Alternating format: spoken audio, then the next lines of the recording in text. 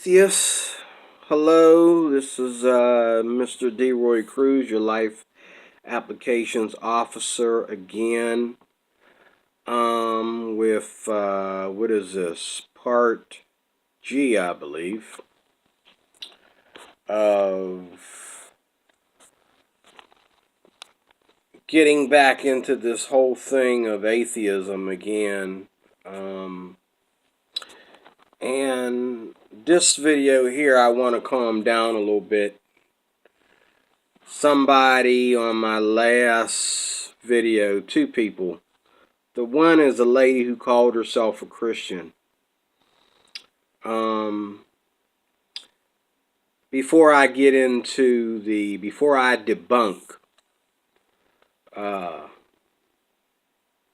the, what is the word for that? The preliminaries, or the, before I cut the weeds. Before I take the weed eater and cut the weeds, okay? Let me soften up a little bit. And the other guy that commented today on my last video, I'm about to call him out as the biggest fraud that exists. But I'm not going to do that for the sake of this special lady that decided to get offended for me dealing with those that try to, in my opinion, come at me in a very hateful way. First of all, I have been a YouTuber big time since 2013. And it all started with music, the ukulele. Matter of fact, it was YouTube that got me playing the ukulele. Also, I'm a guitar player, and I like to, see what other people are doing on the guitar. And I like art stuff. I just got into that. Those are my hobbies. Those are the things that give me joy and pleasure. This whole atheist thing came at me in 2013, somewhere between 2013 and 2015.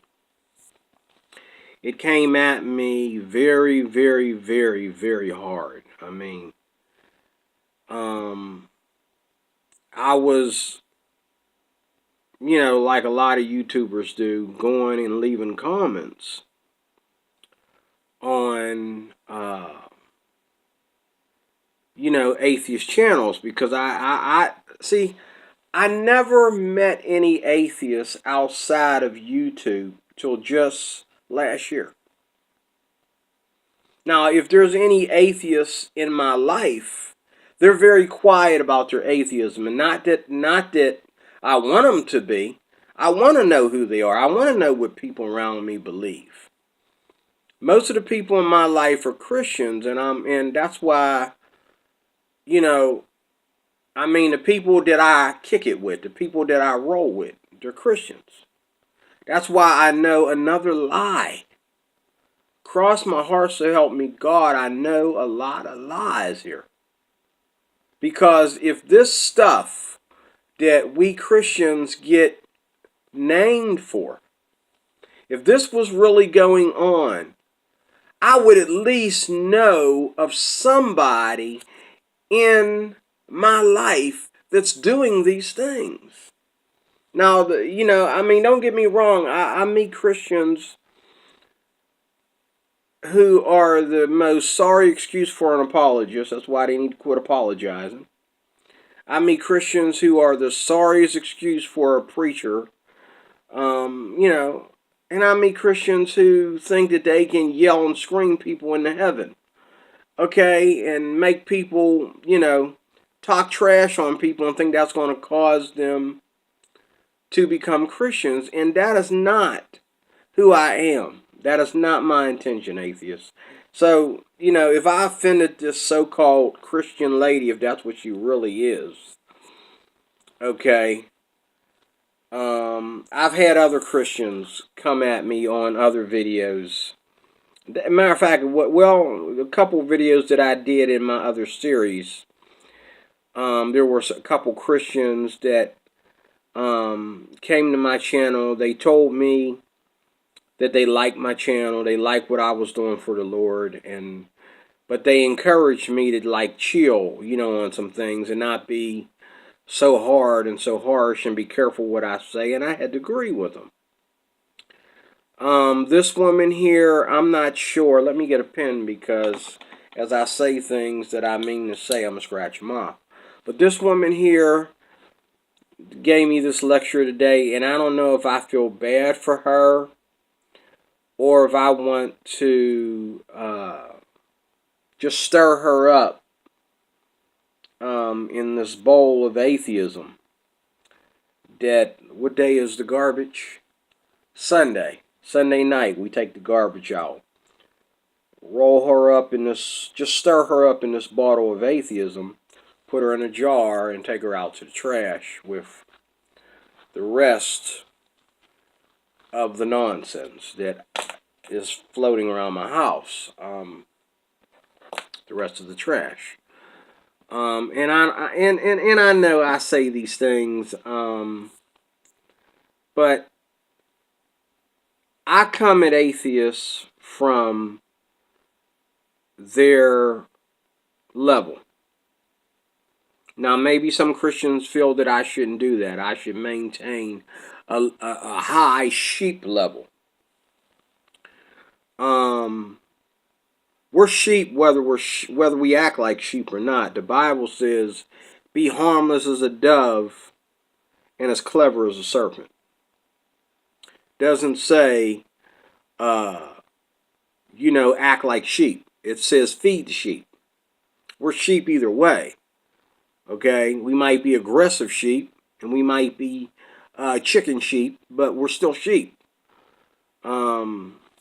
You don't have to act like a sheep. You have to act clever. You have to be strong, and the Bible says, "Be strong and mighty in the Lord. Stand." And after done all the stand. Okay, we got to stand in this evil time. We got to put on the full armor of God and stand. Okay. But before I get into the rest of that, I just want to say this real quick. You know, let's be honest, okay? You know, I find it ironic, okay? The ironic thing about any argument that I've heard all this time from atheists is everything that we study and write books about are conclusions and systems made by men. Everything. I mean, everything is written in books. Think about this as I'm saying this. Everything is written in books. And these books are systems. Are the backbone of the systems that we have, that we might call the culture of America. Or, you know, the culture of Republicans, the culture of Democrats, or whatever it may be, whatever system you want to call it. But they are systems. Everything is systemized. Okay? You know, there are resources, however, getting into your right to be different, there are resources and remedies outside the U.S. locked away in underground tunnels and deserted penthouses and safes. And the U.S. has no clue, connection, or access to these things. I was sitting down with a very old man at the laundromat yesterday. No, not yesterday. What day was it? Monday. That was yesterday. Yes, that was yesterday. Well, that was the day before yesterday because it's really late. It's after 12 on Tuesday. It's Wednesday morning already, but it was Monday that I talked to this old man at the laundromat, and I like to listen to him. I know he's not a Christian, but he's very old and he's very wise in some things. But some things I have to tell him, hey man, things have changed since then. The world is not that bad a place, but it's not that righteous a place either, if you know what I mean. Um, and he likes to start off talking, he's a black man like I am, and he likes to start off talking about how he was in the military and everything is the way it is because of this happened way back in such and such a time I was there. Then he goes off and starts talking about white this and black this, and that's when I have to correct him. Stop. You want the generation that's coming up to abolish that nonsense. Don't talk about it like, it's going to be here forever. Talk positive about these things, not negative. And that's when a younger guy got to correct an old man. But, he was telling me about Queen Diana and how her accident was a murder, and he was telling me about how she has things locked away, and that's why they wanted to kill her, and it was a conspiracy to kill her. I don't know nothing about her. I read about her a little bit in the paper, but I never could understand that. And I remember not too long ago, I didn't know that she had actually died. They did say in the news that there was a conspiracy to kill her. But he's telling me that one of the things that she was a target for was she has remedies to diseases and different things that we struggle with here in the U.S. She has remedies and resources to help those things. And she has them locked away, and that's how she was able to be a powerful queen until she was killed. I don't know. Correct me. I don't really get into her, but I'm just saying though. When he talked about, because he didn't just talk about her. He talked about others. We make such a big deal about, religion is what I'm getting at. Atheists make a big deal about religion. Let's be honest. You make a big deal about religion, and you talk about what you think is my system, and no matter what I say to an atheist, I'm controlled by a system, and wherever that system goes, I will follow. That's the way an atheist describes Christian, and they seem to think that they're free from these systems. But everything is about man-made systems. We use systems to communicate and control. We build codes, laws, and policies from those systems. We also use and share systems with other countries so that we share power and revenue and property and et cetera, with other countries. Okay?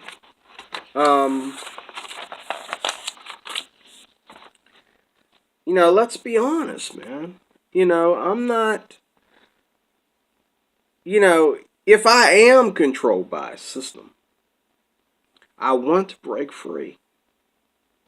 But the difference between your hate, and that's what I've been responding to, like I keep saying in every video, I'm not responding to your right to believe in God, because on the day that I win 1,000 atheists to Christ, you still have the right to choose what you believe. Nobody is taking that away from you. And I hear stuff that is so cartoonish. Like one of the words that made me mad, and I went off in my last my last series. Can't take atheists seriously anymore. Check it out. But I got really angry on the one video that I did because I just, that's just one of them things that just goes through me, makes me want to scream. These atheists are always saying somebody's forcing something on them.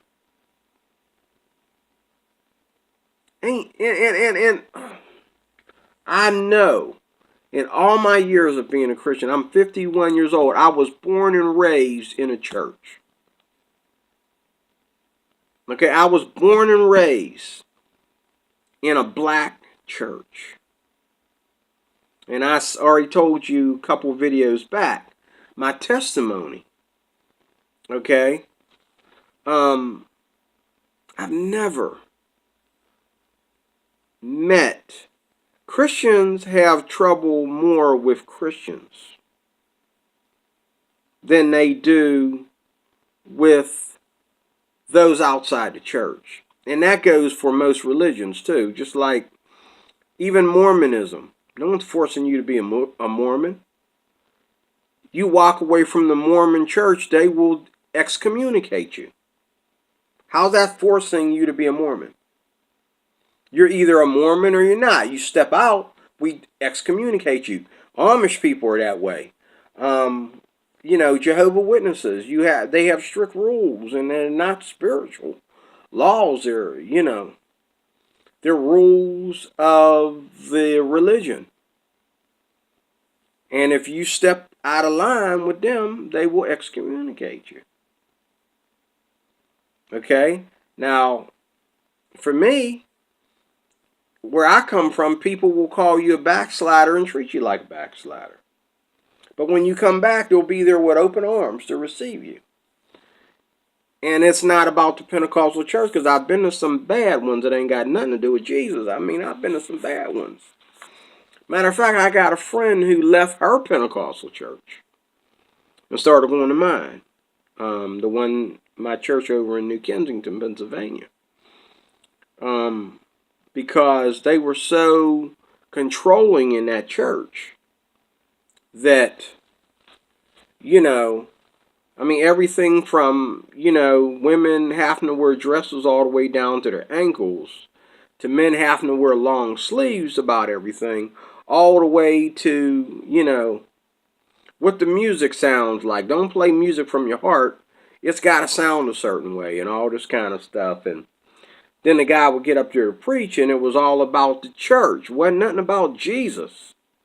Oh, we're the first apostolics. We're the first Protestants. We're this and we're that. It's all about us. And I'm like, when is Jesus coming? Or what time are you getting here, Jesus? Like, when do we get to the real preaching?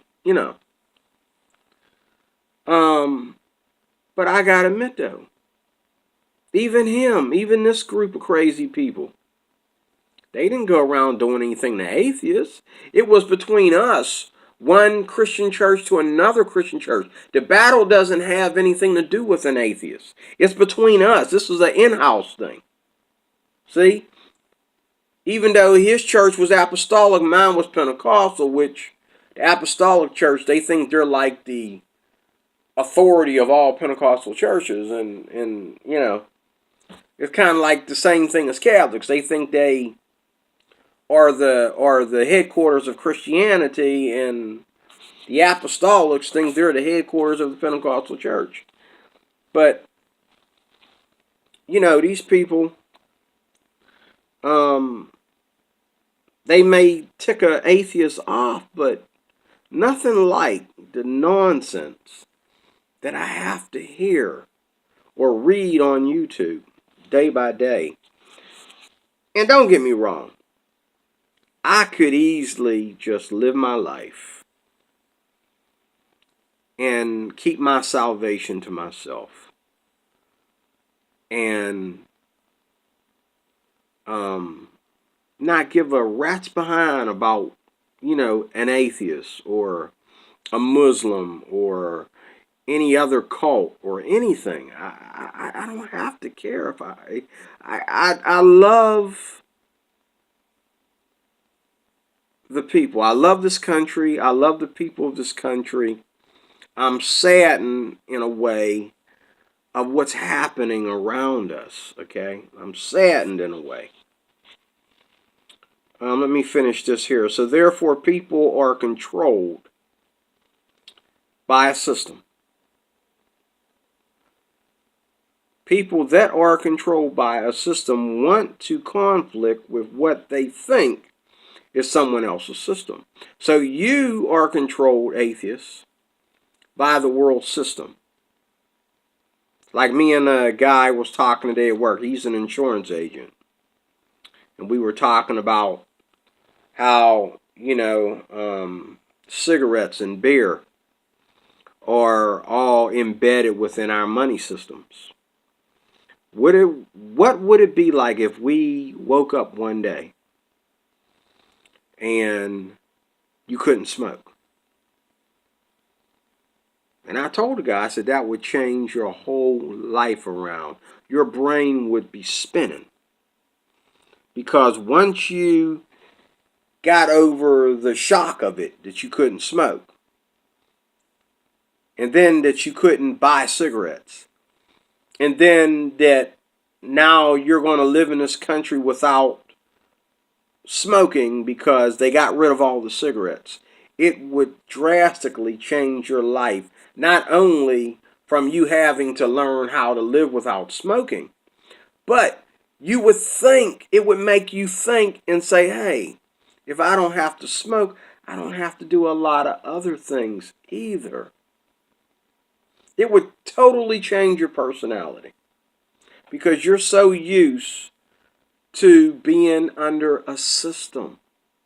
You smoke because they sell these cigarettes in the market. You drink because there's bars all over the place. That's what you do on a Saturday night. And then you eat and you drink, because they got restaurants everywhere that don't care about your health. You're under a system. We're all under a system. What breaks the codes of the system is when you decide that I'm not going to buy everything in a supermarket. I'm not going to eat out as much as most people. I'm going to stop smoking. I'm going to stop drinking or not drink as much. Okay? I'm going to grow my own garden and eat from my own vegetable garden. I'm only going to drink certain wines. I'm only going to, you know what I'm saying? And you're spending less money than the average American, and you're eating healthier, and you're being more spiritual about all these things, if you know what I mean. Okay? But it's all about cracking the systems. Now, the biggest thing about Christians is that we are all about cracking the system and breaking free. That's what Jesus means when he says, I've come to give you life and life more abundantly. He's talking about us cracking that world system and living a life that's free. But see, you want to get mad at us Christians because we preach against the things of these systems. And we're not trying to personally hurt anybody by what we say. We're not trying to hurt anybody's feelings. We're just trying to get people to wake up and see that there's more to life than the systems that you were born in, the systems that your parents are used to, the systems that control religion, the systems that control, the urban world, dancing and theater and television and all these things. A Christian eats the grapes and spits out the seeds. And that's what we do, and that's what we're trained to do on a theological level, and there's nothing wrong with that. I'm sorry, but there's nothing wrong with that. We don't have to live by the system of this world. And I was looking online today, and I couldn't get none of these apologists to tell me, why am I a Christian? I know why I'm a Christian, but if I needed an apologist to help me tell an atheist why he needs to be a Christian, I'm not getting any help from the internet. Because they just go on and on and on and on and on, and I understand what the Bible says. But somebody needs to translate, because some people don't listen to what the Bible says. They don't care what the Bible says. We smoke, eat, and drink what is sold in the market. Even Amish people have to bow a little to the American system to survive. So, I keep asking you, what is truth? Is power truth? Not all of it, right? Is pleasure truth?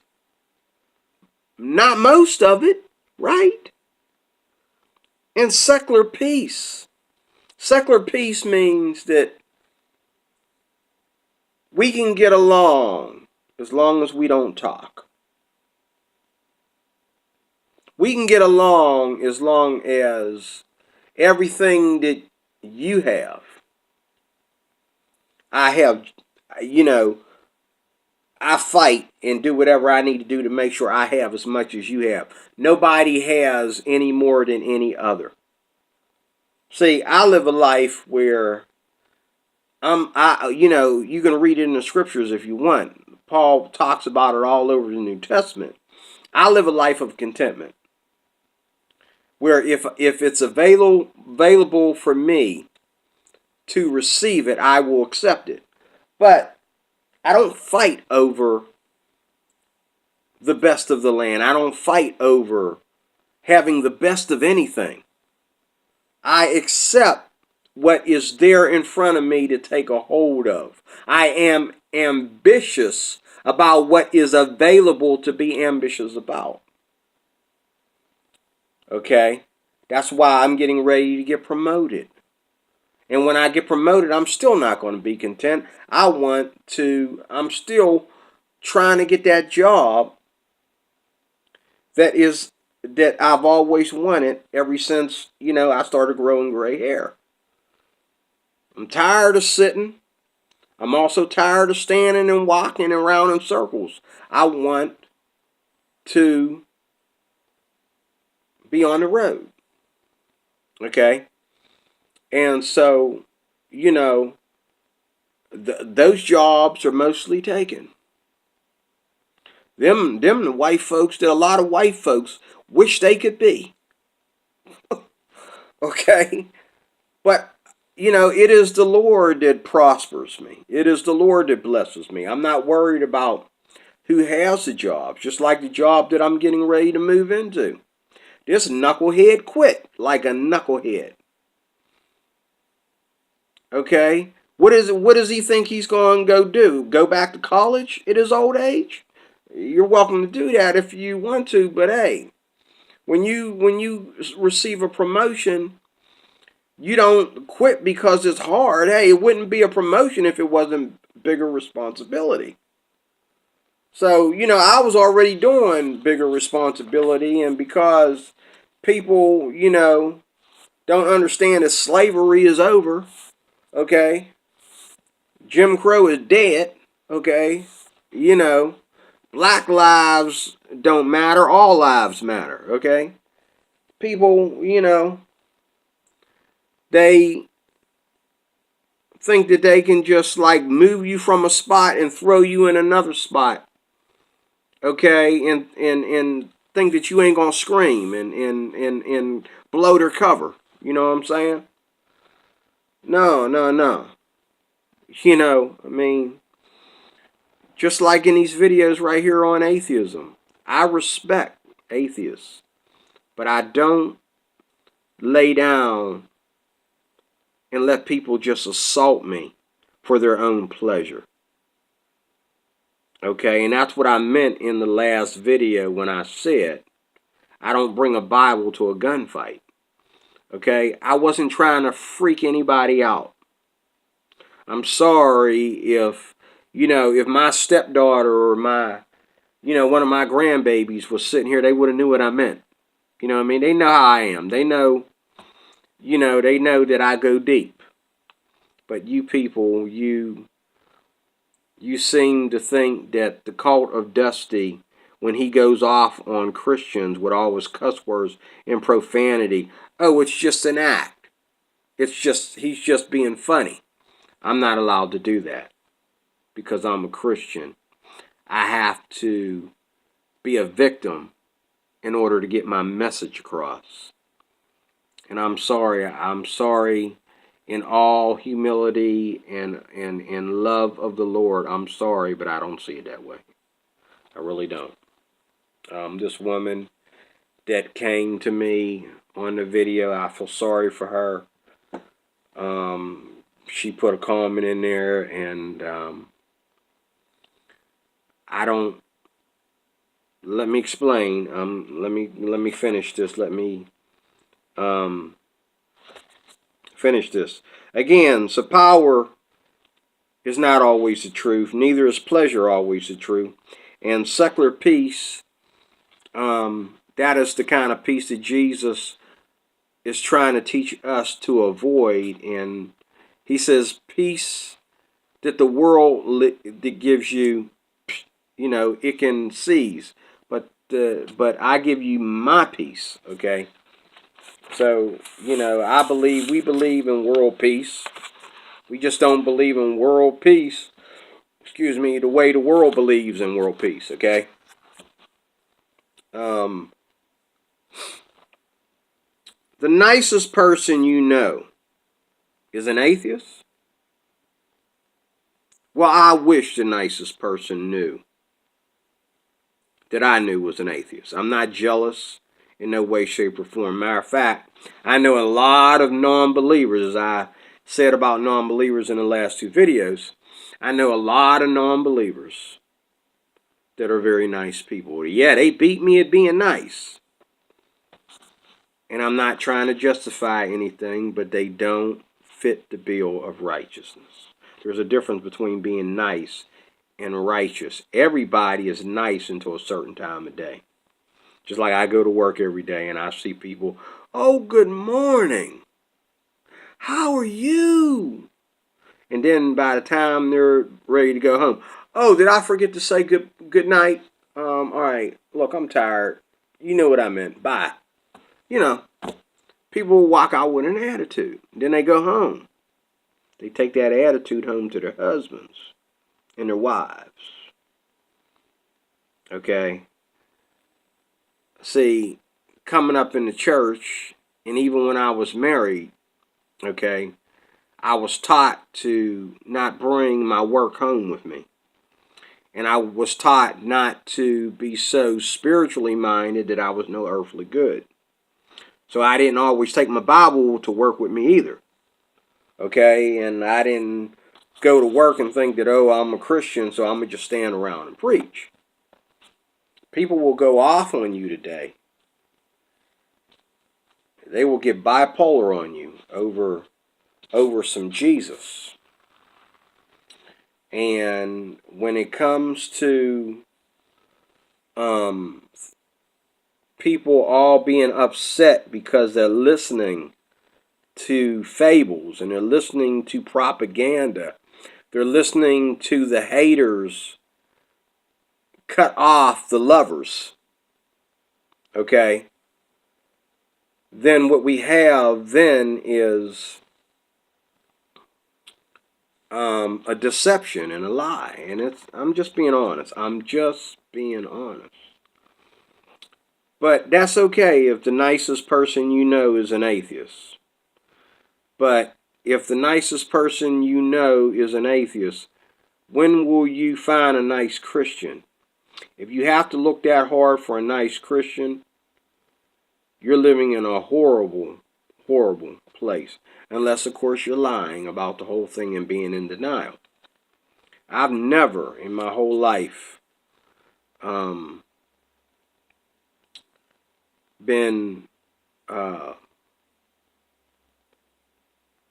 been isolated from good Christians. I've been isolated from some good black people. I've been isolated from some, uh, Christians my age. And, I've been isolated from,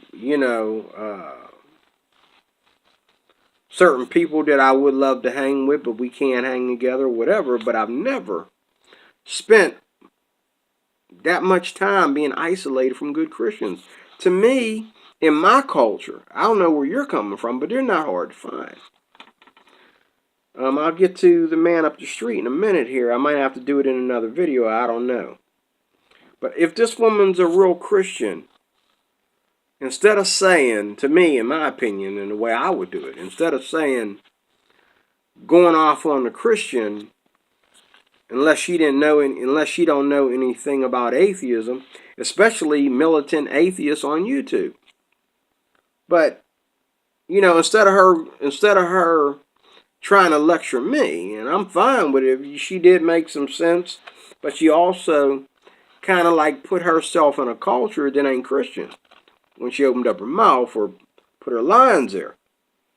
Because I don't know any Christians that spend enough time around atheists, or should I say, I don't know any atheists that spend enough time around Christians for a Christian to notice any nice atheists.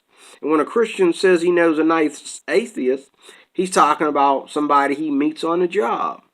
That's not something you want to put in a YouTube comment on the comment section. Okay? I know a lot of nice people that are atheists too. Like the officer that got angry with me because I collected chick tracts. Because I like chick tracts. And I'll get to that in a second too. I already talked about that. People are nice till the boss comes around or somebody says something nice about the boss. And I think that's what really ticks a lot of people off, is the fact that when you think of God, you think of authority. I said this earlier. When you think of God, you think of authority. Okay? And I think it's the authority that people are afraid of. One of the things that we Christians, we accept immediately, even though, atheists don't understand. How do you do this, have this going on with a God that doesn't exist? At least that's what they say. But we accept not only that God does exist, but that he is a rewarder of those that diligently seek him.